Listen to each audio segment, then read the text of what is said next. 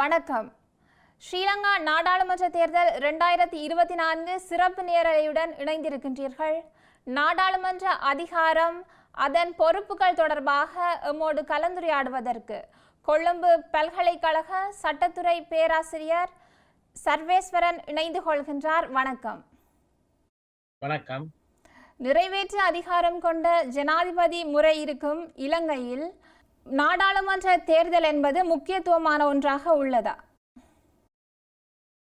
இது ஒரு நல்லதொரு கேள்வி. ஏனென்று சொன்னால், பெரும்பாலானவர்கள் நினைத்துக் கொண்டிருக்கின்றார்கள் இலங்கை ஒரு நிறைவேற்று அதிகாரம் கொண்ட ஒரு ஜனாதிபதி முறையை ஆட்சி அமைப்பாக கொண்ட ஒரு நாடு.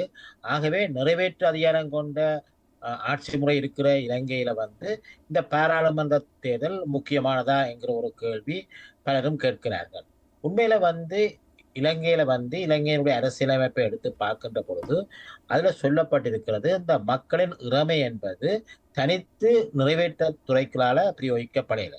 அது உண்மையில 3 துறையாகத்தான் இலங்கையில இருக்கிறது. ஒன்று நிறைவேற்றுத்துறை, அதற்குத்தான் ஜனாதிபதி தலைவராக இருக்கிறார். மற்றது சட்டவாக்கத்துறை, மற்றது நீதித்துறை. ஆக 3 துறை இருக்கு. இந்த 3 துறையில ஒரு துறையை தனித்து இன்னொரு துறையிலிருந்து வேறுபடுத்தியும் பார்க்க முடியாது. இப்ப இந்த பின்னணியில நாங்கள் பார்க்கிற பொழுது இந்த நாடாளுமன்ற தேர்தல் இலங்கையில நாங்கள் பாராளுமன்ற தேர்தல் என்று சொல்லுவோம். இந்த பாராளுமன்ற தேர்தல் மிக முக்கியமானதா அமைகிறது. ஏன் பாராளுமன்ற தேர்தல் முக்கியமானதா அமைகிறது என்று சொன்னால், முக்கியமாக 2 விடயங்களை நாங்கள் சொல்லலாம். அதாவது சட்டவாக்கு அதிகாரம் பாராளுமன்றத்துக்கு தான் இலங்கையில இருக்கிறது, ஜனாதிபதிக்கு இல்லை. ஜனாதிபதி ஒரு அவசரகால நிலையை பிரகடனப்படுத்தி ஒரு அவசரகால சட்டத்தை கொண்டு வரலாம். ஆனால் அப்பொழுது கூட அந்த அவசரகால நிலை 1 மாதத்தின் பின்னர் பாராளுமன்றத்தால அங்கீகரிக்கப்பட வேண்டும். அதை விட ஒரு சட்டத்துக்கு, அரசியலமைப்புக்கு ஒரு திருத்தத்தை கொண்டு வருவதாக இருந்தால் என்ன, புதியதொரு அரசியலமைப்பை கொண்டு வருவதாக இருந்தால் என்ன, ஒரு சாதாரண சட்டத்தை நிறைவேற்றுவதாக இருந்தால் என்ன, சாதாரண சட்டத்தை திருத்துவதாக இருந்தால் என்ன, அல்லது சட்டங்களுக்கு கீழே ஆக்கப்பட்ட ஒழுங்கு விதிகளை அங்கீகரிப்பதாக இருந்தால் என்ன, எல்லாமே சட்டவாக்க சபையான பாராளுமன்றம் தான் செய்தது. அது முதலாவது. 2வது, இந்த வரவு செலவு திட்டம் அது பாராளுமன்றத்தால் அங்கீகரிக்கப்படும்.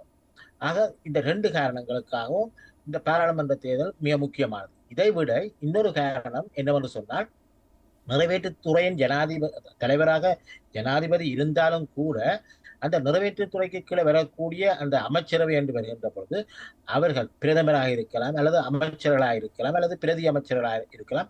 இவர்கள் எல்லோருமே பாராளுமன்ற உறுப்பினர்களாகத்தான் இருக்க வேண்டும். அதிலும் பிரதமராக வரப்போகின்றவர் கூட பாராளுமன்றத்தில் அதிக செல்வாக்கு உள்ளவராகத்தான் இருக்க வேண்டும். அப்ப இப்படியெல்லாம் நாங்கள் பார்க்கின்ற பொழுது ஒரு ஜனாதிபதி தனித்து ஒரு நாட்டை கொண்டு செல்ல முடியாது. அப்ப நிச்சயமாக பாராளுமன்றத்தில் இணைந்துதான் அவர் செயற்பட வேண்டும். அப்ப இந்த பின்னணியில இலங்கையில நிறைவேற்று அதிகாரம் கொண்ட ஜனாதிபதி முறைமை இருக்கிறது என்றாலும் சொன்னாலும் கூட உண்மையில தனித்து நிறைவேற்று அதிகாரம் கொண்ட ஜனாதிபதி செயற்பட முடியாது. பாராளுமன்றமும் மிக முக்கியமான ஒரு அம்சமாக இருக்கின்றது. இதை விட குறிப்பாக சிறுபான்மை மக்களை பொறுத்த மட்டும், தமிழ் மக்களை பொறுத்த மட்டும், தமிழ் மக்கள் இலங்கையில இப்பொழுதுள்ள சூழ்நிலையில சிலர் தவறாக நினைக்கிறார்கள், ஒரு தமிழர் ஜனாதிபதியா வர முடியாது, சிங்கள பௌத்தர் தான் ஜனாதிபதியா வரலாம் என்று அரசியலமைப்புல இருப்பதாக சிலர் தவறாக நினைக்கிறார்கள். அப்படி அல்ல. உண்மையில இவரும் ஜனாதிபதியாக வரலாம், ஒரு தமிழரும் ஜனாதிபதியாக வரலாம். ஆனால் வரக்கூடிய சூழ்நிலை இல்லை. அப்படியான ஒரு நிலையில நிறைவேற்று அதிகாரத்தை நாங்கள் கைப்பற்ற முடியாது தமிழ் மக்கள். ஆக எங்களால முடிந்தது என்னவென்று சொன்னால், நிறைவேற்று அதிகாரம் கொண்ட ஜனாதிபதியாக இவர் வர வேண்டும் என்பதை தீர்மானிக்கிற ஒரு சக்தி தமிழ் மக்களிடம் இருக்கிறது. ஆனால் நாங்கள் அதை சரியாக பயன்படுத்த தவறிவிட்டோம் என்றுதான் சொல்ல வேண்டும். ஆக குறைந்தது பாராளுமன்றத்தில் சக்தி வாய்ந்த ஒரு அமைப்பாக வருகிற பொழுது, குறிப்பாக தமிழ் மக்கள், முஸ்லிம் மக்கள், மலையகத்தைச் சேர்ந்த தமிழ் மக்கள், சிறுபான்மை மக்கள் அவர்களுடைய பிரதிநிதித்துவம் அதிகரிக்கிற பொழுது அங்கே தீர்மானங்கள் எடுப்பதில் நாங்கள் மிகவும் செல்வாக்கு செலுத்தக்கூடியதாக இருக்கும். ஆகவே இந்த வகையில நாங்கள் பார்க்கிற போது பாராளுமன்ற தேர்தல் ஒரு மிக முக்கியமான ஒன்று. அடுத்து வரும் 5 வருடங்களுக்கு நாங்கள் ஒப்படைக்க போகிறோம் எங்களுடைய அந்த சட்டவாக அதிகாரத்தை. மற்றது நான் ஏற்கனவே சொல்வது போல பல அதிகாரங்களை நாங்கள் ஒப்படைக்க போறோம் 5 வருடங்களுக்கு. ஆகவே இந்த பாராளுமன்ற தேர்தல் என்பது மிக முக்கியமான ஒன்று. இவ்வாறான வகையில் விகிதாசார தேர்தல் முறையில் ஒவ்வொரு மாவட்டத்திற்கும் பாராளுமன்ற உறுப்பினர்கள் ஒதுக்கப்படுகின்றார்கள். இது ஒரு மிக முக்கியமான ஒரு கேள்வி. இது பலரும் கேட்கின்ற ஒன்று. இப்ப இலங்கையில உண்மையில இந்த பாராளுமன்ற தேர்தல் முறைமையானது இலங்கை அரசியலமைப்புல இருக்கிற ஒரு விடயம். இந்த அரசியலமைப்புக்கு 1988 ஆண்டுல ஒரு 14வது திருத்தம் என்ற ஒரு திருத்தத்தை கொண்டு வந்து இன்றைய இந்த விகிதாசார தேர்தல் முறைமை பற்றிய பல விடயங்கள் உள்வாங்கப்பட்டுள்ளன. அப்ப இன்றைக்குள்ள நிலையில வந்து இலங்கை பாராளுமன்றத்துக்கு 225 பேர் தேர்ந்தெடுக்கப்படுகிறார்கள். இந்த 225 பேர்ல வந்து 29 பேர் தேசிய பட்டியல் என்பதன் மூலம் தேர்ந்தெடுக்கப்படுகிறார்கள். அதாவது தேசிய பட்டியலில் இருந்து இந்த 29 பேர் தேர்ந்தெடுக்கப்படுகிறார்கள். எஞ்சிய 196 பேர்ல வந்து எஞ்சிய 196 பேர்ல வந்து 36 பேர், அதாவது 29 பேர் தேசிய பட்டியல் மூலம் செல்கிறார்கள். 225 பேர்ல 29 பேர் தேசிய பட்டியல் மூலம் செல்ல, எஞ்சிய 196 பேர்ல 36 பேர் ஒவ்வொரு மாகாணத்துக்கும், இலங்கையில வந்து 9 மாகாணங்கள் இருக்கின்றன. அப்ப ஒவ்வொரு மாகாணத்துக்கும் 4 பேர் என்ற அடிப்படையில ஒதுக்கப்படுவார்கள். ஆக 9 மாகாணத்துக்கு 4 பேர் என்று ஒதுக்கப்படைக்க அதுல 36 பேர் போய்விடுவார்கள். எஞ்சிய 160 பேரை பொறுத்த மட்டும் எவ்வாறு அது தீர்மானிக்கப்படும் என்று சொன்னால், அதாவது இலங்கையில இருக்கிற மொத்த வாக்காளர்களுடைய எண்ணிக்கையை 160ஆல பிரிக்கவும். அப்படி 160ஆல மொத்த வாக்காளரை பிரிச்சு வருகிற தொகையால பின்னர் அந்த தேர்தல் மாவட்டத்தில் உள்ள வாக்காளர்களுடைய தொகையை பிரிக்கவும். அவ்வாறு பிரிச்சு வருகிற தொகை தான் அந்த தேர்தல் மாவட்டத்துக்குரிய பாராளுமன்ற உறுப்பினர்களை தீர்மானிப்பதாக இருக்கு. நான் மீண்டும் சொல்கிறேன், இலங்கையில் உள்ள மொத்த வாக்காளர்களின் எண்ணிக்கையை 160ஆல பிரிக்கவும். ஏன் 160ஆல பிரிக்க வேண்டும் என்று சொன்னால், நாங்கள் ஏற்கனவே சொல்லிவிட்டேன், 29 பேர் தேசிய பட்டியலில் போயினோம், 36 பேரை ஒவ்வொரு மாகாணத்துக்கு 4 பேர் என்று கொடுத்து விட்டோம், எஞ்சி இருப்பது 160 பேர். இந்த 160ஆல இலங்கையில் உள்ள மொத்த வாக்காளரை பிரித்து வருகிற தொகையால ஒவ்வொரு தேர்தல் மாவட்டத்திலும் உள்ள வாக்காளர்களுடைய எண்ணிக்கையை பிரித்து வருகிற தொகைதான் அந்த தேர்தல் மாவட்டத்திலிருந்து தேர்ந்தெடுக்கப்பட வேண்டிய பாராளுமன்ற பிரதிநிதிகளை குறித்து நிற்கும். ஆனால் குறிப்பாக நாங்கள் இன்றைக்கு யாழ் மாவட்டம் என்று எடுத்து சொன்னால், இன்றைக்கு யாழ் தேர்தல் மாவட்டம் என்று சொல்கிற போது அது யாழ் மாவட்டமும் கிளிநொச்சி மாவட்டமும் சேர்ந்து வருகிறது. இதை விட வன்னி மாவட்டம் என்று சொல்லுகிறது, வன்னி தேர்தல் மாவட்டம் என்று சொல்கிற போது அதுல 3 நிர்வாக மாவட்டங்கள் ஒன்றாக வருகின்றன, முல்லைத்தீவு, மன்னார், வவுனியா. அப்ப இங்க நாங்கள் யாழ் மாவட்டம் என்று எடுத்து பார்க்கின்ற பொழுது, யாழ் தேர்தல் மாவட்டம் என்று எடுத்து பார்க்கின்ற பொழுது, ஒரு காலகட்டத்தில் 11 உறுப்பினர்களை தேர்ந்தெடுத்த ஒரு மாவட்டம் பின்பு 9 உறுப்பினர்களாக குறைந்து, பின்பு 7 உறுப்பினர்களாக குறைந்து, இன்றைய இந்த முறை தேர்தல் 6 உறுப்பினர்களாக குறைந்திருக்கிறது. அதேபோல வேறு சில மாவட்டங்கள்ல அங்கு உள்ள வாக்காளர்கள் எண்ணிக்கை அதிகரித்தபடியால உறுப்பினர்கள் எண்ணிக்கை அதிகரித்திருக்கிறது, குறிப்பாக கம்பஹா மாவட்டம். ஆனா யாழ் மாவட்டத்தை பொறுத்த மட்டும் இன்றைக்கு இப்போ உள்ள நிலையில வந்து பாராளுமன்ற உறுப்பினர்களுடைய எண்ணிக்கை குறைந்து வருவது ஒரு முக்கியமான ஒரு பிரச்சனையாக மாறியுள்ளதுன்னு தான் சொல்லப்படும். இப்ப இந்த அடிப்படையில தான் அந்த ஒவ்வொரு தேர்தல் மாவட்டத்துக்கும் எத்தனை பேர் உறுப்பினர்களாக தேர்ந்தெடுக்கப்படுவார்கள் என்பது ஒதுக்கப்படுது. ஒவ்வொரு தேர்தல் மாவட்டத்திலும் வெற்றி பெற்ற பாராளுமன்ற உறுப்பினர்கள் எந்த அடிப்படையில் எவ்வாறு தெரிவு செய்யப்படுகின்றார்கள்? இதுவும் அடுத்த ஒரு முக்கியமான ஒரு விடயம், பலரும் கேட்கின்ற ஒரு விடயம், நல்லது ஒரு கேள்வி. உண்மையில வந்து இந்த எவ்வாறு தேர்ந்தெடுக்கப்படுவார்கள் என்று சொன்னால், இப்ப உதாரணமா யாழ் மாவட்டத்தை வச்சுக்கொண்டு நான் பார்ப்போம். இப்ப யாழ் மாவட்டத்தை பொறுத்த மட்டும் நான் சொன்னேன்னா, அதாவது 6 பேரைத்தான் நாங்கள் தேர்ந்தெடுக்க போகிறோம் யாழ் தேர்தல் மாவட்டம். அப்ப என்ன நடக்கும் என்று சொன்னால், இந்த தேர்தல் முடிந்த பின்னர் அந்த ஒவ்வொரு தேர்தல் மாவட்டத்திலும் உள்ள அந்த கட்சிகள் அல்லது சுயேட்சை குழுக்கள் பெற்ற வாக்குகள் எண்ணப்படும். அப்ப இவ்வாறு எண்ணப்படுகின்ற பொழுது எந்த கட்சி மிக அதிக வாக்குகளை பெறுகிறது, அதாவது எந்த கட்சிக்கு ஆக கூடுதலான, அது அரசியல் கட்சியா இருக்கலாம் அல்லது சுயேட்சை குழுவா இருக்கலாம், எந்த கட்சி மிக அதிக வாக்குகளை பெறுகிறதோ அதற்கு ஒருவர் ஒதுக்கப்படுவார். முதல்ல அவருக்கு ஒருவர் போய்விடுவார். அதை நாங்க சில போல சொல்லுவோம், இந்த போனஸ் சீட்ன்னு சொல்லுவோம். போனஸ் அண்டைக்கு சும்மா மேலதிகமாக கொடுப்படுகிற உண்டு. அதாவது இந்த 6 பேர்ல யாழ் தேர்தல் மாவட்டம் கொண்டு வச்சு பார்த்தால் 6 பேர்ல முதல் ஆக கூடுதலான வாக்குகளை பெற்ற கட்சிக்கு, அரசியல் கட்சியில சுயேட்சை குழுவுக்கு ஒருவர் போய்விடுவார், போனஸ் சீட்னு சொல்லுவோம். அப்ப இனி மிஞ்சி இருப்பது 5 பேர் தான். அப்ப இந்த 5 பேரால என்ன செய்வார்கள் சொன்னால், அளிக்கப்பட்ட வாக்குகளை, அதாவது யாழ்ப்பாண தேர்தல் மாவட்டத்துல அளிக்கப்பட்ட செல்லுபடியான வாக்குகளை பார்ப்பார்கள்.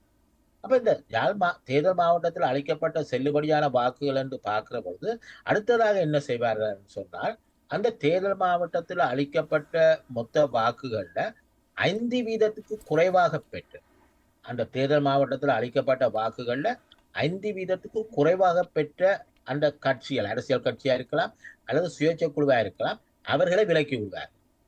அவர்களையும் விலக்கி அவர்களுடைய வாக்குகளையும் விலக்கி விடுவார். இதற்கு பின்னர் எஞ்சிய அந்த தேர்தல் மாவட்டத்தில் உள்ள வாக்குகளை, யாழ் தேர்தல் மாவட்டம் என்று சொன்னால் அதுல நான் ஏற்கனவே சொன்னது போல ஆக கூடுதலான வாக்குகளை பெற்ற கட்சிக்கு ஒரு அங்கவர் ஏற்கனவே போய்விட்டார். எஞ்சியிருப்பது 5. இந்த நிலையில அடுத்ததா என்ன செய்வார்கள் என்று சொன்னால் அதாவது 5% அளிக்கப்பட்ட செல்லுபடியான வாக்குகள்ல 5%க்கு குறைவாக வாக்குகளை பெற்ற கட்சியை ஒதுக்கி போட்டு அவர்களுக்கு அளிக்கப்பட்ட வாக்குகளையும் ஒதுக்கி போட்டு எஞ்சிய வாக்குகளை 5ஆல பிரிப்பார்கள். அவ்வாறு 5ஆல பிரித்து வருகிற தொகை ஒரு பாராளுமன்ற உறுப்பினரை தேர்ந்தெடுப்பதற்கு தேவையான தொகையாக இருக்கும். அதை வைத்துக் கொண்டு பின்னர் என்ன செய்வார்கள் சொன்னால் ஒவ்வொரு கட்சியும் சுயேட்சை குழுவும் பெற்ற வாக்குகளை பிரிப்பார்கள். அதன் அடிப்படையில விகிதாசார முறையில ஒவ்வொரு கட்சிக்கும் அல்லது சுயேட்சை குழுவுக்கும் எத்தனை அங்கத்தவர்கள் என்பது ஒதுக்கப்படும். அப்ப இந்த 5 பேரும் எஞ்சிய 5 பேரும் எவ்வாறு அந்த தேர்தல் மாவட்டத்தில் தேர்ந்தெடுக்கப்பட போகிறார்கள் என்று சொன்னால் அந்த தேர்தல் மாவட்டத்தில் அந்த கட்சியோ அல்லது சுயேட்சை குழுவோ பெற்ற வாக்குகளின் வீதாசார அடிப்படையில தான் இந்த 5 பேரும் செல்வார்கள். அப்ப சில வேளைகள் அது சில வேளை ஒரு கட்சிக்கு 2 பேர், ஒரு கட்சிக்கு ஒருவர், இன்னொரு கட்சிக்கு ஒருவர், இன்னொரு கட்சிக்கு ஒருவர் அப்படியும் செல்லலாம். சில வேளை ஒரு கட்சிக்கு 2 பேர், இன்னொரு கட்சிக்கு 2 பேர், இன்னொரு அப்படி ஏதேனும் அதாவது அவர் பெற்ற வாக்குகள் இந்த வீதாசாரத்தின் அடிப்படையில இந்த எஞ்சிய அந்த 5 உறுப்பினர்களுக்குரிய இடங்களும் அவர்கள் பெற்ற வாக்குகளின் விகிதாசாரத்தின் அடிப்படையில ஒதுக்கப்படும். இதைத்தான் நாங்கள் விகிதாசார தேர்தல் என்று சொல்கின்றோம். ஆம், அதுபோலவே ஒவ்வொரு மாவட்டத்திலிருந்தும் தேசிய பட்டியல் உறுப்பினர்கள் எவ்வாறு தேர்ந்தெடுக்கப்படுகின்றார்கள்? இது அடுத்த ஒரு முக்கியமான அடுத்த ஒரு பிரச்சனை உண்மையில. அப்ப இங்க நான் ஏற்கனவே சொன்னேன் நான் என்னன்னு சொன்னா, அதாவது ஒரு தேர்தல் மாவட்டத்தில இருந்து தேர்ந்தெடுக்கப்படுகின்றவர்களை தீர்மானிக்கின்ற பொழுது ஆக குறைந்தது அந்த தேர்தல் மாவட்டத்தில் அளிக்கப்பட்ட செல்லுபடியான வாக்குகள்ல 5% பெற்றிருக்க வேணும். இல்லையான்னு சொன்னால் அவர்கள் விலக்கப்படுவார்கள், அவருடைய வாக்குகளும் விலக்கப்படும். ஆனால் இந்த தேசிய பட்டியல் என்று வருகின்ற பொழுது அவ்வாறு அவர்கள் விலக்கப் போவதும் இல்லை, பார்க்க போவதும் இல்லை. உண்மையில தேசிய பட்டியல் என்று வருகின்ற பொழுது என்ன செய்வார்கள் என்று சொன்னால், நான் ஏற்கனவே குறிப்பிட்டது போல 29 பேரைத்தான் நாங்கள் தேர்ந்தெடுப்பார்கள் இந்த தேசிய பட்டியலில் இருந்து. அதாவது எவ்வாறு தேர்ந்தெடுப்பார்கள் என்று சொன்னால் அதை அந்த ஒவ்வொரு கட்சியும் பெற்ற வாக்குகள சதவீதத்தை பற்றி வச்சுதான் எடுப்பார்கள். அப்ப என்ன செய்வார்கள் என்று சொன்னால் அந்த குறிப்பிட்ட அதாவது அந்த தேர்தலில் இலங்கை முழுவதிலும் அளிக்கப்பட்ட வாக்குகளை பார்ப்பார்கள். இலங்கை முழுவதிலும் அளிக்கப்பட்ட செல்லுபடியான வாக்குகளை இப்ப நாங்க தேர்ந்தெடுக்கப்பட வேண்டியது 29 பேரைத்தான் தேசிய பட்டியலை தேர்ந்தெடுக்க போகிறோம். அப்ப 29ஆல பிரிக்கலாம். இப்ப 29ஆல பிரிக்க இலங்கை முழுவதிலும் அளிக்கப்பட்ட செல்லுபடியான வாக்குகளை 29ஆல பிரிக்க வருகிற எண்ணிக்கை தான் ஒரு உறுப்பினரை தேசிய பட்டியல் மூலம் அனுப்புவதற்கானதா இருக்கு. நான் மீண்டும் சொல்கிறேன், இலங்கை முழுவதிலும் அளிக்கப்பட்ட செல்லுபடியான வாக்குகள். இப்ப இங்க இந்த தேசிய பட்டியல்ல இந்த செல்லுபடியான வாக்குகள் பார்க்க நான் ஏற்கனவே மாவட்டத்துக்குள்ள உறுப்பினர்களை தேர்ந்தெடுக்க 5% குறைவான வாக்குகளை பெற்றவர்களை விலத்துவது என்பது இங்க பிரயோகிக்கப்பட மாட்டார். இங்க எவரையும் விலத்த மாட்டார். அதாவது 5% எடுத்தானே, 3% எடுத்தானே, 2% எடுத்தானே விலத்த போவதில்லை. ஆனால் என்ன செய்வார்கள் சொன்னா இலங்கை முழுவதும் அளிக்கப்பட்ட மொத்த செல்லுபடியான வாக்குகளை 29ஆல பிரிப்பார்கள்.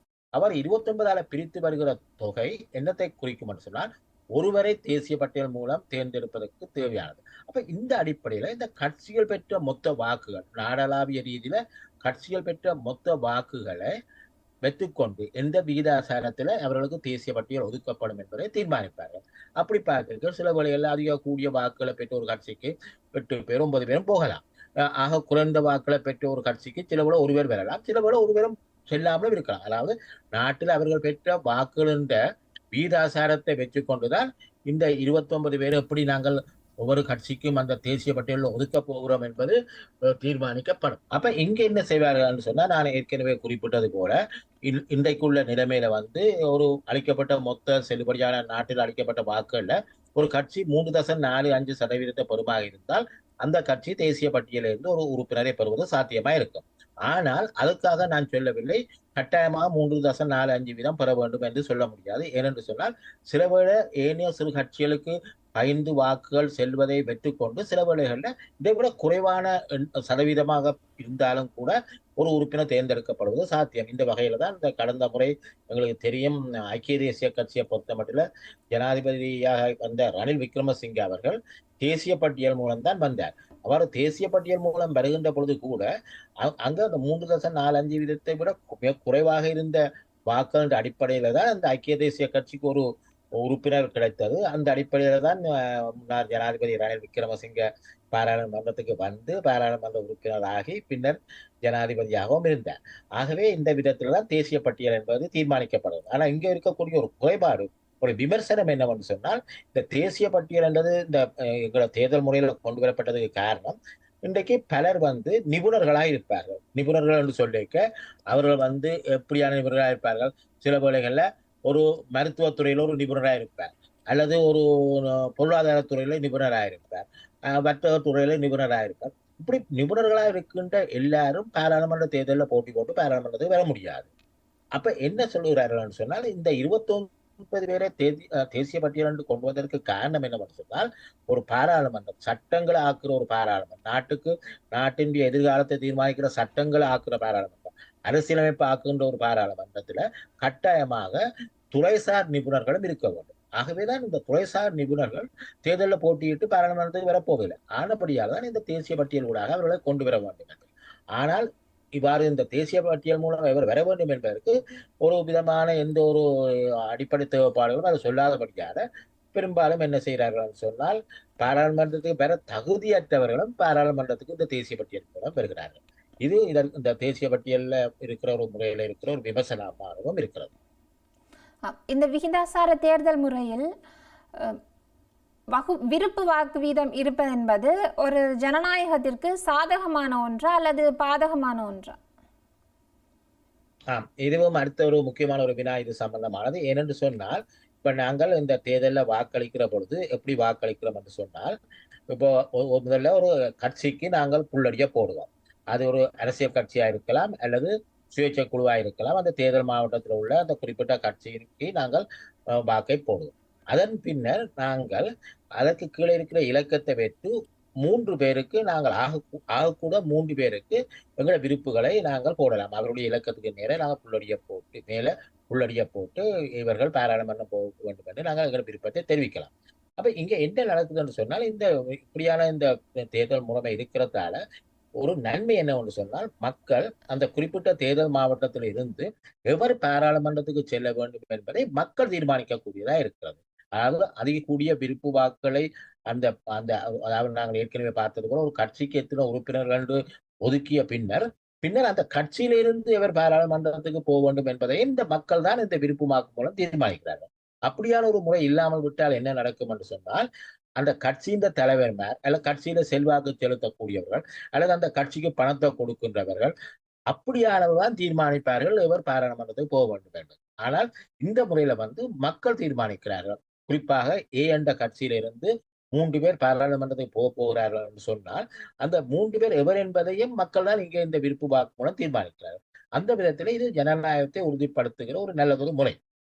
ஆனால் இதுல இருக்கக்கூடிய குறைபாடு என்னவென்று சொன்னால், பெரும்பாலும் இந்த முறையில வந்து இன்றைக்கு நாங்க பார்க்கிறோம், இந்த அண்மை கால தேர்தல் பிரசாரங்களின் போது கூட நாங்க பார்த்தோம். குறிப்பாக யாழ் மாவட்ட தேர்தல் பிரசாரத்துல கூட இது மிக முக்கியமான ஒன்றாக இருந்தது. என்ன நடக்குதுன்னு சொன்னால், கட்சிகளுக்கு இடையில உள்ள போட்டியை விட கட்சிகளுக்கு உள்ள இந்த போட்டி அதிகமாக இருக்கிறது. என்ன சொன்னால், அந்த கட்சி பெறுகிற வாக்குகள்ல விருப்பு வாக்குகளை நான் பெற வேண்டும், அவர் பெறக்கூடாது.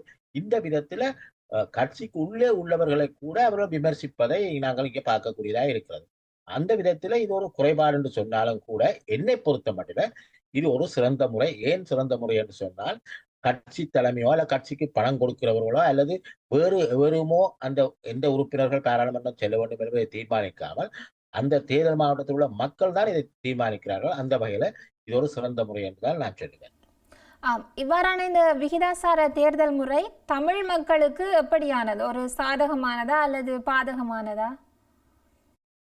உண்மையில தமிழ் மக்கள் என்று சொல்கிற பொழுது நாங்கள் இங்கே குறிப்பாக யாழ் தேர்தல் மாவட்டத்தை எடுத்துக்கொண்டால் பெரும்பாலும் அங்கே இருந்து வரக்கூடிய பாராளுமன்ற உறுப்பினர்கள் தமிழர்களாக இருப்பார்கள். அந்த விதத்தில் இந்த தாக்கம் குறைவாக இருக்கலாம். ஆனால் கிழக்கு மாகாணத்தை பொறுத்த மட்டும் குறிப்பாக அம்பாறை மாவட்டம் போன்ற திருகோணமலை மாவட்டம் போன்ற மாவட்டங்களை பொறுத்த மட்டும் இந்த தமிழ் மக்கள் என்று நாங்கள் பார்க்கிற பொழுது தமிழ் மக்கள் ஒன்றாக ஒரு கட்சியாக நிற்கின்ற பொழுது நிச்சயமாக சாதகமாக இருக்கும். ஆனால் அளவிட்டு போட்டு வெவ்வேறு கட்சிகளாக சுயேட்சை குழுக்களாக இப்படி ஆளுக்கு ஒரு கட்சி வச்சுக்கொண்டு எல்லோரும் நான் தான் தலைவர் என்று போட்டி போடுகிற ஒரு நிலைமை இருக்கிற பொழுது அங்கே வாக்குகள் சிதறடிக்கப்படும். அதன் காரணமாக தமிழ் மக்களுடைய பிரதிநிதித்துவம் இழக்கப்பட வேண்டிய ஒரு சூழ்நிலை ஏற்படும். வடக்கு கிழக்குக்கு வெளியே இருக்கின்ற தமிழ் மக்களை பொறுத்த மட்டில கூட இன்றைக்கு குறிப்பாக இன்றைக்கு நாங்கள் கொழும்பு தேர்தல் மாவட்டத்தை எடுத்துக்கொண்டால் மிக கணிசமான அளவில் தமிழ் மக்கள் இருக்கின்றார்கள். இதைவிட ஏனைய பல மாவட்டங்கள்ல இன்றைக்கு குறிப்பாக இலங்கையில வந்து பல மாவட்டங்கள்ல கண்டி மாவட்டமா இருக்கலாம், ரத்னபுரி மாவட்டமா இருக்கலாம், கம்பஹா மாவட்டமா இருக்கலாம், இப்படி பல மாவட்டங்கள்ல தமிழர்கள் கலந்துபட்டு இருக்கிறார்கள். அப்ப இன்றைக்கு உள்ள இந்த முறையில உள்ள ஒரு அனுகூலம் என்னவென்று சொன்னால், இப்ப அந்த காலத்துல இருந்த தேர்தல் முறையில வந்து, அதாவது இந்த தேர்தல் முறை வருவதற்கு முதல் இருந்த தேர்தல் முறை தொகுதி வாரி தேர்தல் முறை. அப்ப அந்த அந்த குறிப்பிட்ட தொகுதிக்குள்ள கணிசமான அளவு தமிழ் மக்கள் இருந்தா தான் அந்த தொகுதியில இருந்து ஒருவரை தேர்ந்தெடுக்க முடியும்.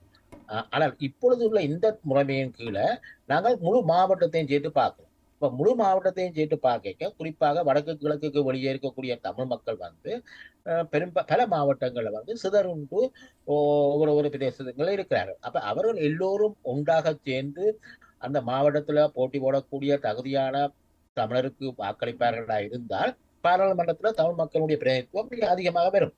ஆனால் துரதிர்ஷ்டவசமாக இந்த தேர்தல் முறையில இருக்கிற சாதகத்தை தமிழ் மக்கள் பயன்படுத்தி கொள்ளவில்லை என்றுதான் சொல்ல வேணும். ஏனென்று சொன்னால் இன்றைக்கு நாங்கள் பார்க்கிறோம் ஒவ்வொரு தேர்தல் மாவட்டம், அதாவது நாங்கள் குறிப்பாக நான் இங்கே வடக்கு கிழக்குக்கு வெளியில உள்ள தேர்தல் மாவட்டங்கள் என்று பார்க்கிற போது கூட பல கட்சிகளை போட்டி போடுகிறார்கள் தமிழர்கள். ஆக அந்த தமிழ் மக்களுடைய வாக்கள் சிதறுபடுகின்றன.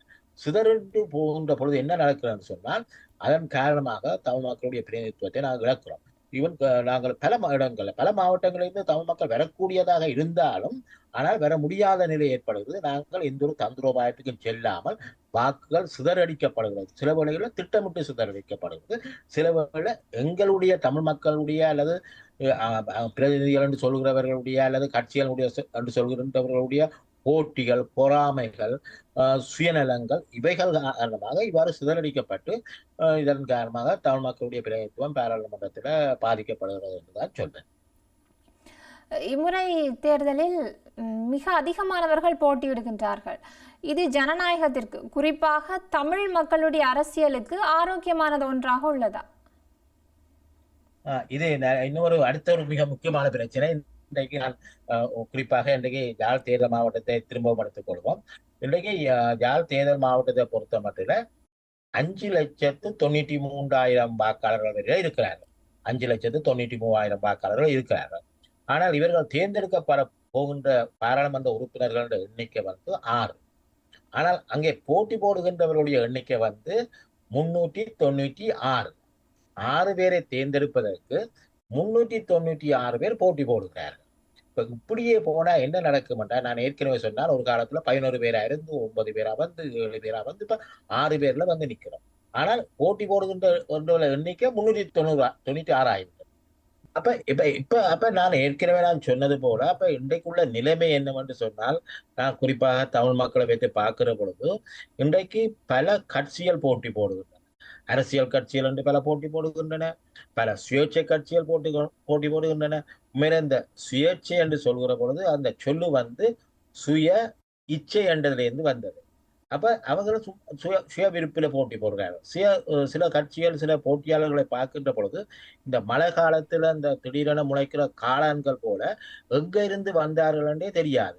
அதாவது அந்த பிரதேசத்தில் அவர்கள் பழக்கமானவர்களும் இல்லை, அறிமுகமானவர்களும் இல்லை, மக்களுக்கு தெரிந்தவர்களும் இல்லை, கடந்த காலத்துல மக்களுக்கு ஏதாவது பங்களிப்பை செய்தவர்களும் இல்லை, அரசியலுக்கும் அவர்கள் அறிமுகமானவர்களும் இல்லை, எங்கிருந்து வந்தவர்கள் என்று தெரியாது. ஆனால் அவர்களும் போட்டி போடுகிறார்கள். அது மாத்திரமல்ல, முக்கியமாக இன்றைக்கு இந்த பொதுவாக அந்த வடக்கு கிழக்க பொறுத்த மட்டும் இவ்வாறு போட்டி போடுகிற இந்த தமிழ் வேட்பாளர்கள் இன்றைக்கு பயன்படுத்துகிற ஒரு விற்பனை, அதாவது விளம்பர பொருள் வந்து தமிழ் தேசியம் என்பது. இன்றைக்கு பொதுவாக தமிழ் தேசியம் அப்படி சில சொற்கள் இருக்கின்றன. அது இந்த பெரும்பாலான நான் நினைக்கிறேன் இந்த 396 பேர்லயே பெரும்பாலானவர்கள் இதை பற்றி தான் பேசுகிறார்கள். சில சொற்கள் வச்சிருக்கிறார்கள். அது இந்த அரசியல் விளம்பரத்துக்கான சொற்களாக இருக்கின்ற அதுல ஒன்று இந்த தமிழ் தேசியம் இப்படி எல்லாம் பேசிக்கணும். அப்ப இங்க என்ன நடக்க போகிறது என்று சொன்னால், இன்றைக்கு உள்ள நிலையில இவ்வாறு பல கட்சிகள் பல சுயேட்சை குழுக்கள் இப்படி பலர் போட்டி போடுகின்ற பொழுது, நான் ஏற்கனவே குறிப்பிட்டது போல 396 பேர் போட்டி போடுகின்ற பொழுது இங்க இருக்கிற நிலைமை என்னவென்று சொன்னால், ஒரு சிரேஷ்ட ஊடகவியலாளர் ஒரு ஆய்வு செய்து கொண்ட சொல்லி இருந்தார் என்னன்னு சொன்னால், இன்றைக்கு இன்னைக்கு இந்த பாராளுமன்ற தேர்தல் இந்த வரப்போகிற இந்த இந்த இந்த இந்த நடந்த இந்த தேர்தலில் வந்து அவர் என்ன சொல்லியிருக்கிறார் என்று சொன்னா, அதாவது வடக்கு கிழக்கை பொறுத்த மட்டில அவர் ஒப்பிடுகிறார் தென்னிலங்கையும் வடக்கு கிழக்கையும். அவர் சொல்றாரு என்னன்னு சொன்னால், தென்னிலங்கையை எடுத்து பார்க்கின்ற பொழுது ஒரு பாராளுமன்ற உறுப்பினரை தேர்ந்தெடுப்பதற்கு ஒரு 40 பேர் வரையில போட்டி போடுகிறார்கள். ஆனா வடக்கு கிழக்கை பொறுத்த மட்டும்தான் ஒரு பாராளுமன்ற உறுப்பினரை எடுப்பதற்கு 73 பேர் போட்டி போடுகிறார்கள். ஒரு பாராளுமன்ற உறுப்பினருக்கு 73 பேர் என்ற அடிப்படையில். அப்ப இங்கே நாங்கள் எதை பார்க்கக்கூடியதாக இருக்கிறதுன்னு சொன்னால், இவ்வாறு பல கட்சிகள் பல சுயேட்சை குழுக்கள் போட்டி போடுகின்ற பொழுது வாக்குகள் சிதறடிக்கப்படும். அது மாத்திரமல்ல, முக்கியமாக தமிழ் மக்களை பொறுத்த மட்டும் அவர்களுடைய அரசியல் பிரச்சனை, இனப்பிரச்சனை, அபிவிருத்தி பிரச்சனை என்று பல பிரச்சனைகள் இருக்கு. அவர்கள் இவ்வாறு வெவ்வேறு கட்சிகள் வெவ்வேறு குழுக்களாக போட்டி போட்டு வாக்கள் சிதறடிக்கப்பட்டு பிரதிநிதித்துவம் இழக்க வேண்டிய நிலைமை ஏற்படும். அதை விட இந்த தேர்தலில் வந்து கட்சிகளில் பெறப்படுகின்ற இந்த உறுப்பினர்கள் என்று வருகின்ற பொழுது ஒவ்வொரு கட்சியும் 1 2 அப்படி எடுக்கும், சில கட்சிகள் எடுக்கவும் மாட்டுது. அப்ப என்ன நடக்கும்னு சொன்னா, பாராளுமன்றத்துக்கு போகின்ற உறுப்பினர்கள் கூட சிதறண்டு தான் போக போகிறார்கள். ஆகவே நாங்கள் ஒருமுகப்பட்டதாக ஒரு நிலைப்பாட்டில ஒரு வியூகத்தில ஒரு திட்டத்தோட எங்களுடைய இனப்பிரச்சனையை நான் தனிய இனப்பிரச்சனை என்று சொல்கிற பொழுது எங்களுக்கு அபிவிருத்தி பிரச்சனை என்பது ரெண்டையும் நாங்கள் கொண்டு செல்ல அல்லது பேரம் பேச கூடிய சக்தியை இழக்க வேண்டிய நிலைமை ஏற்படும். ஆகவே என்னை பொறுத்த மட்டும் இது ஒரு துரதிருஷ்டவசமான ஒரு நிலை என்றுதான் நான் சொல்வேன். உண்மையில வந்து எதிர்காலத்துல நான் சொல்ல மாட்டேன் தமிழ் மக்கள் மாத்திரமல்ல, தென்னிலங்கையிலும் இந்த பிரச்சனை இருக்கிறது. மிக அதிக வேட்பாளர்கள் போட்டி போடுகின்றார்கள்.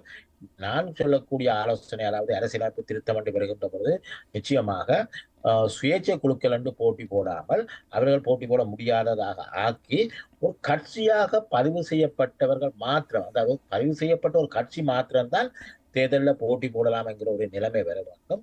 அது மாத்திரமல்ல, இந்த கட்டுக்காசு என்று சொல்வார்கள், அவர் வைக்கின்ற வைப்பு பணத்தை பொறுத்த மட்டும் அவர்கள் அந்த தேர்தல் மாவட்டத்தில் 5 வீதத்துக்கு குறைவாக எடுத்தால் அவர்கள் அந்த வைப்பு பணத்தினுடைய 5 மடங்கோ 10 மடங்கோ மேலதிகமாக கட்ட வேண்டும் என்கிற ஒரு நிலைமையை பெற வேண்டும். ஏனென்று சொன்னால் இந்த முறை தேர்தலில் வந்து மிக அதிகமானவர்கள் வடக்கு கிழக்கு மாத்திரமில்லை இலங்கை முழுவதிலேயும் போட்டி போடுகின்ற படியால என்ன பிரச்சனை வந்திருக்குன்னு சொன்னா, மிக அதிக அளவு பொதுமக்களுடைய பணம் வீண் விரயம் செய்யப்பட போகிறது. அது மாத்திரமல்ல, வாக்குகள் எண்ண வேண்டிய அந்த நிலையங்கள் எண்ணிக்கை கூட மிக அதிக அளவில் அதிகரிக்கப்பட்டிருக்கு. இதையெல்லாம் பொதுமக்களுடைய பணத்தை வீண் விரயம் செய்கிறதும், அதே நேரம் இந்த வாக்குகள் சிதறடிக்கப்படுகிறதும், குறிப்பாக வடக்கு கிழக்கு தமிழ் மக்களை பொறுத்த மட்டும் அவர்கள் வந்து ஒரு ஒரு குறிப்பிட்ட ஒரு கட்சி அரசியல் என்று ஒரு நிலைப்பாட்டை எடுப்பதை பலவீனப்படுத்துவதாகவும் இது அமைகிறது என்றுதான் சொல்லவும். தமிழ் மக்களின் இனப்பிரச்சனை தீர்வு விடயத்தில் இந்த நாடாளுமன்ற தேர்தல் என்பது முக்கியமான ஒன்றாக காணப்படுகின்றதா? உண்மையில வந்து ஷெரோனியா உண்மையில வந்து இந்த கேள்வி வந்து உண்மையில எங்களை பொறுத்த மட்டும் தமிழ் மக்களை பொறுத்த மட்டும் ஒரு மிகவும் ஒரு பொருத்தமான ஒரு கேள்வி. ஏனென்று சொன்னால், தமிழ் மக்களுடைய இனப்பிரச்சனை தீர்வு என்பது நிச்சயமாக இலங்கை பாராளுமன்றத்துக்கு ஊடாகத்தான் அந்த தீர்வு பெறவும். நான் எப்பொழுதும் சொல்வது, அதாவது கனடாவில் இருக்கிற பாராளுமன்றத்தாலேயோ அல்லது பிரித்தானியாவில் இருக்கிற பாராளுமன்றத்திலேயோ ஒன்றை நிறைவேற்றி இலங்கையில இனப்பிரச்சனையை தீர்க்க முடியாது. அப்ப இலங்கை இனப்பிரச்சனை தீர்வு வந்து கட்டாயம் இலங்கை பாராளுமன்றத்துக்கான அரசியலமைப்புக்கான தான் பெற வேண்டும்.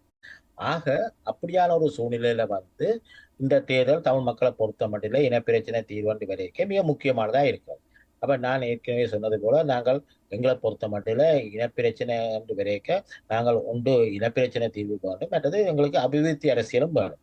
அப்ப இவைகள் எல்லாவற்றையும் பொறுத்த மட்டும் இந்த பாராளுமன்றத்தை தான் மிக முக்கியமானது. குறிப்பாக இன்றைக்குள்ள பின்னணியில வந்து தமிழ் மக்களை பொறுத்த மட்டும் இந்திய அரசியலமைப்புல இருக்கிற ஒரு தீர்வு வந்து 13வது திருத்த வேண்டும். அப்ப இந்த அரசியலமைப்புல இருக்கிற இந்த 13வது திருத்தத்தை நடைமுறைப்படுத்த வேண்டும் என்றால் சில வேளைகள்ல அரசியலமைப்புல உள்ள 13வது திருத்தத்தை நாங்கள் திருத்த வேண்டிய தேவை இல்லை. ஆனால் இருக்கக்கூடிய மாநசபை சம்பந்தமான சட்டங்கள் சிலவற்றை திருத்த வேண்டி வரலாம். அது மாத்திரமல்ல, பாராளுமன்றத்தில் ஒப்புதல்கள் கூட சில வேளைகளில் பெறப்பட வேண்டி வரலாம். ஏனென்று சொன்னால், எந்த ஒருவரும் ஜனாதிபதியா இருக்கிறவர் கூட எங்களுக்கு தெரியும், முன்னாள் ஜனாதிபதி ரணில் விக்ரமசிங்கே அவர்கள் கூட ஒரு கட்டத்தில் குறிப்பிட்டிருந்தார், மாநசபைக்கு பொலிஸ் அதிகாரம் வழங்குவதாக இருந்தால் அது பாராளுமன்றத்தில் கொண்டு வரப்பட்டு பாராளுமன்றம் அதை ஏற்றால்தான் நான் அதை வழங்குவேன் என்று சொல்லி. ஆனால் உண்மையில 13வது திருத்தத்தில் இருக்கிற ஒன்றை திருத்தம் செய்யாமல் கொண்டு வருவதற்கு பாராளுமன்றம் எதையும் நிறைவேற்ற தேவையில்லை, இருந்தாலும் அந்த ஒப்புதல் வேண்டும் என்று சொல்லியிருந்தார். ஆக இந்த வகையில வந்து இந்த இருக்கிற 13வது திருத்தத்தை நடைமுறைப்படுத்தி வலுப்படுத்துறதுக்கு ஜனாதிபதிக்கு அதிகாரம் இருந்தாலும் அவர் பாராளுமன்றத்துக்கு முன்னால சில வழிகளில் செல்ல வேண்டி வரலாம். குறிப்பாக சில சட்டங்களை மாற்றம் செய்ய வேண்டி வந்தால் வரலாம். இதை விட இன்றைய ஜனாதிபதி தன்னுடைய தேர்தல் விஞ்ஞாபனத்தில் கூட சொல்லியிருக்கிறார், நான் புதிய அரசியலமைப்புக்கு நான் செல்வேன். அவர் புதிய அரசியலமைப்புக்கு அவர் செல்வாரா இல்லையா என்பது நாங்கள் இன்னும் மனத்தியாளங்களில் வரப்போகிற வாக்களை வச்சுத்தான் எங்களுக்கு அது எவ்வளவு தூரம் சாத்தியமானது என்பதை தீர்மானிக்கக்கூடியதா இருக்கும். என்னென்னு சொன்னால் அவருக்கு பாராளுமன்றத்தில் 3/2 பெரும்பான்மை வேண்டும். அதை விட சர்வஜன வாக்கெடுப்பிலையும் அது அங்கீகாரம் பெறப்பட வேண்டும். ஆனால் இந்த பின்னணியில புதிய ஒரு அரசியலமைப்பு வருமாக இருந்தால் அல்ல வரப்போகிறதா இருந்தால் அதுல எங்களுடைய இனப்பிரச்சனை தீர்வினுடைய முக்கியமான அம்சங்கள் உள்ளடக்கப்பட வேண்டும் என்று சொன்னால் எங்களுக்கு ஒரு பேரம் பேசுகிற நிலைமை இருக்கும்.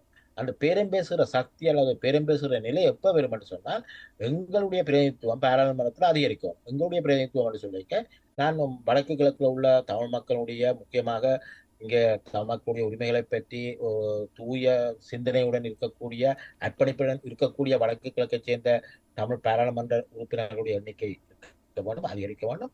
வடக்கு கிழக்குக்கு வெளியில இருக்கக்கூடிய தமிழ் மக்களுடைய பிரதிநிதித்துவம், அதாவது வடக்கு கிழக்குக்கு வெளியே இருக்கக்கூடிய தமிழ் மக்களுடைய பிரதிநிதிகள் பலர் கூட எங்களுடைய இனப்பிரச்சனைகள் வந்து அது வடக்கு கிழக்கு பிரச்சனை என்று பாராமல் தமிழ் மக்களுடைய பிரச்சனை என்று எங்களுக்கு ஆதரவு தருகிறார்கள். ஆகவே மொத்தத்துல தமிழ் மக்களுடைய பிரதிநிதித்துவம் அதிகரிக்கப்படுகின்ற பொழுதுதான் எங்களுக்கு ஒரு பேரம் பேசுகிற நிலைமை வரும். அவ்வாறு வருகின்ற பொழுதுதான் எங்களுடைய இனப்பிரச்சனையை நாங்கள் தீர்க்க முடியும். அது மாத்திரமல்ல, நாங்கள் தனியாக வடக்கு கிழக்கு மக்களுடைய பிரச்சனை என்று மாத்திரம் நாங்கள் பார்க்க முடியாது. நிலையத்தில் வரக்கூடிய மக்களுடைய பிரச்சனைகள், முக்கியமான பிரச்சனைகள் இருக்கின்றன. அந்த பிரச்சனைகளுக்கு தீர்வாண்டு காண வேண்டி வருகிற பொழுதும் பல சந்தர்ப்பங்களில் நாங்கள் பாராளுமன்றத்துக்கு செல்ல வேண்டும், சட்டங்களை திருத்த வேண்டும்.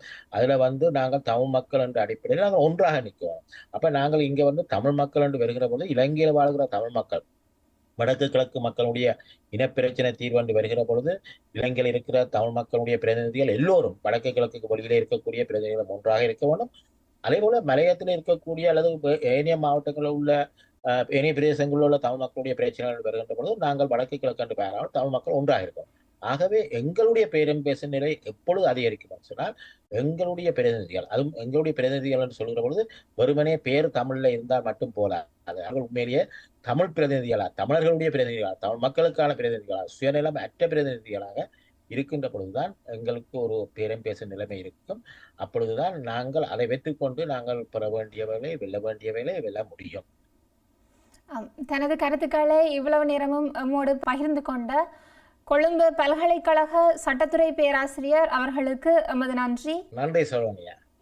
தொடர்ந்து நாடாளுமன்ற தேர்தல் சிறப்பு நேரலையுடன் இணைந்திருங்கள்.